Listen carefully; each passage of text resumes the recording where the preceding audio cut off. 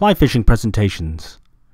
We had a question from one of our readers asking about maybe putting a clip together on how we present our fishing flies or rigs. So we put this one together. And what we wanted to show this round was the different ways that we have been fishing our flies in different places. And so what we'll describe is where we're at and how we're fishing that particular situation. So this clip is us using a strike indicator. We're over here at the Blue River, and what we're doing is just pretty much doing a dead drift, allowing the strike indicator to just move slowly through the water as it flows downriver. And any twitch in the indicator, any hesitation, we're setting the hook, and hopefully we're getting a hook set. There's another one again where it's just drifting slowly through the water. We're looking for any indication, and when we do see it, we'll just set the hook. And most times we're getting something to stay on the line and bring them in. Here we're at the Blue River, fishing upriver, and what we're having to do is work the fishing fly as it moves downstream. And what's happening is we've got an indicator, and we've got the fly kind of bouncing along the bottom. We've just set it just long enough under the indicator so that we can get that good hesitation or bounce. And what's happening is the trout are kind of hugging in these different pools, and every so often we're able to get one to finally take. We do have our polarized glasses on so we can see the fish, and we can see them actually getting interested in the fly, and in some cases I actually see them take the fly. And you can see in this instance where we're having to do multiple casts before we finally get a hook set. There's a missed one right there, and soon after that we should be able to get one on the line here shortly. There he is. Alrighty. Same goes here on the Blue River, working this pool. And again, the fly is bouncing on the bottom, and we're looking for that hesitation, and we set the hook.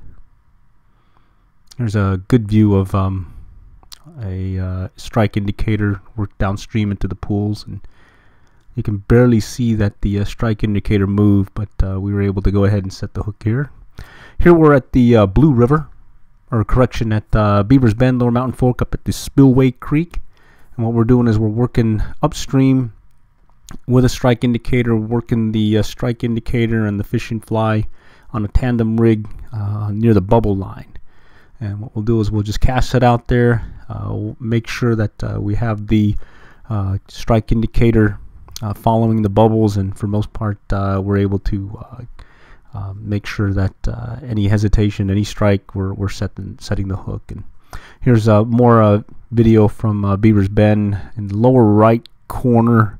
Video give you a good idea of how we're working the indicator, and this is a slower portion of the river. I believe this was where the evening hole was before it got washed out, and you can just see that we're making sure we're mending the line or adjusting the line as needed so that our indicator is following about the same consistency as the bubbles that are going by, and then we're just recasting upstream and just letting it work its way down. And in this case we ended up getting a good amount of trout, at least in this pool, and these were all undersized, so we had to let them go. And then here we were heading down the evening hole, and we saw a trout come up onto this shallow area. You can just barely see a dark spot in the video, and in the sidebar you'll see that the trout are just lurking right under there. And taking a cue that there's fish there, we ended up working a strike indicator, or a tandem rig strike indicator. I believe this was a near deer and a Y2K egg pattern that ended up getting a nice size, keeper size rainbow trout. It went for the Y2K in this case. And there he is.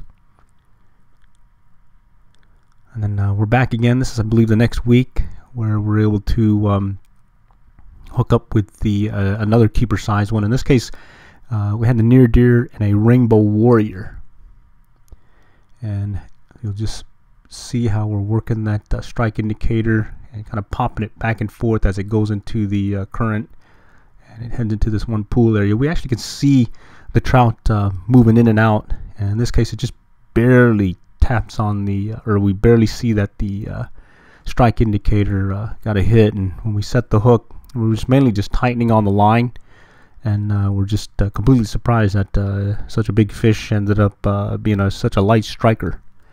But this was our other keeper that year. This is back at the Lower Mountain Fork up on Spillway Creek before the floods happened. I think this was about maybe 2-3 years ago. It's our first time going up there. And what we're doing here is we're working a near deer, or our fishing fly, downstream, letting it swing into the current and up at these different pools, and these little wild rainbow trout are taking the fly.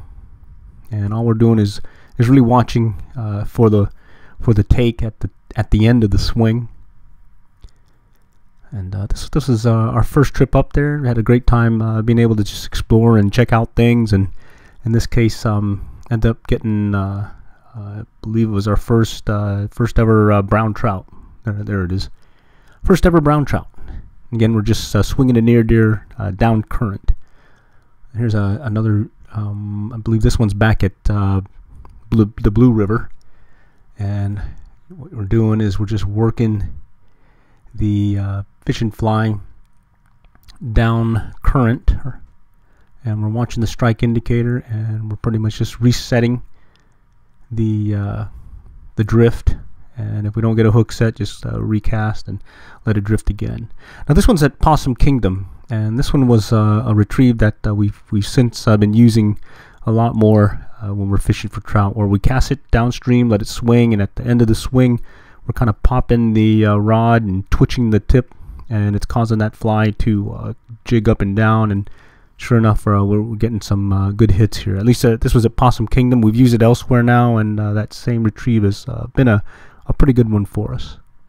And this one is back at the Blue River, and what we're showing you here is a retrieve where all we're doing is casting and doing these a short pull on the line, and a steady retrieve or fast retrieve, and we're getting some good hits that way.